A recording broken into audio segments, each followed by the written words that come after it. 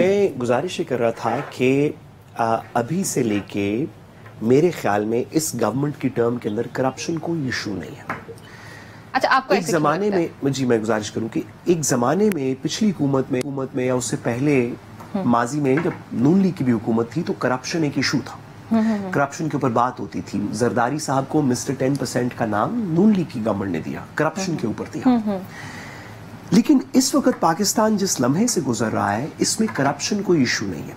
اس وقت ایشو یہ ہے کہ بولنے کی اجازت ہونی چاہیے, میری آواز کو سن کے میرے اوپر چڑھائی نہ کرتے ہیں, میرے ووٹ کو کاؤنٹ کریں, میرے گھر کے اندر نہ آ گھسیں, میرے بچے کو نہ پکڑ لیں. میرے اس وقت تو اگر میں مریم صاحبہ کی تنقید کروں تو رات کو کوئی مطلب گھر سے اٹھا کے نہ لے جائے, کوئی ایسا پرچہ نہ, اکاؤنٹ نہ موجود ہو جائے. بہت ساری گمراہ نہ کریں. میڈم میں اپنا تجزیہ دے رہا ہوں, آپ کو بتایا تھا, میں اپنا تجزیہ دے لیتا ہوں, پھر آپ بات کر لیجیے گا. تو میری استدعا یہ ہے میڈم, سوری میڈم, میں اپنا بات کر لیتا ہوں, آپ اپنی بات کر لیجیے گا. اس وقت یہ سیاسی مسئلے ہیں, اس کے علاوہ پاکستان کے کچھ مسئلے ہیں اس وقت کے اندر. پاکستان کا مسئلہ ہے کہ بھارت کے ساتھ کیا کریں گے, پاکستان کا مسئلہ ہے افغانستان کے ساتھ کیا کریں گے, ہماری فورن پالیسی کیا ہوگی, انٹرنل ڈومیسٹک استحکام کیسے آئے گا.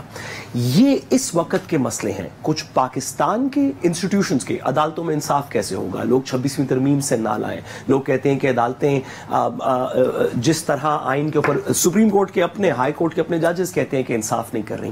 اس وقت پاکستان کے جو مسائل ہیں نا وہ بڑے بیس لائن ہو چکے ہیں.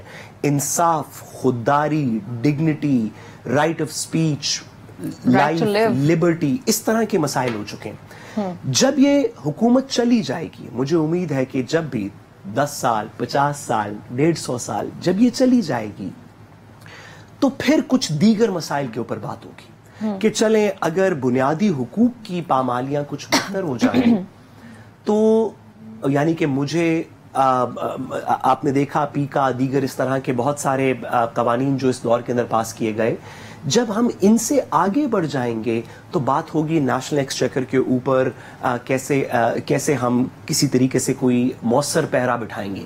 ایسے لوگ جو کہ پاناما کے اندر نامزد تھے, جن کو سپریم کورٹ نے کرپٹ ڈکلیئر کر دیا, جن پہ فرد جرم عائد ہو رہا تھا, وہ وزیر اعظم بن گئے.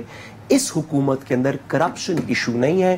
جب پاکستان کے پرسپیکٹو میں کہوں کہ اگر آپ کا آپریشن ہو رہا ہو تو آپ کو آپریشن کی فکر ہوتی ہے, یہ فکر نہیں ہوتی کہ میرے سر میں بھی درد ہو رہی ہے, ایک پیناڈول کی گولی بھی ساتھ لینی چاہیے.